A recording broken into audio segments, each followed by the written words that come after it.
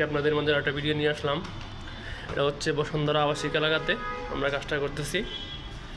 এই ফ্ল্যাটে 5 কোট রং করা হয়েছে। এই কালারটি আমরা করেছি। এখনও আমাদের ফাইনাল কোট বাকি আছে। যদি দেখাই, প্রত্যেকটা রুমে আমাদের 5 কোট করে রং করা হয়েছে। এই জায়গাতে রুমটা ফার্স্ট কোট করেছি আমরা। ওই পাশে আর অনেকগুলো রুম রয়েছে, প্রায় একটা ফ্ল্যাটে 4টা রুম রয়েছে।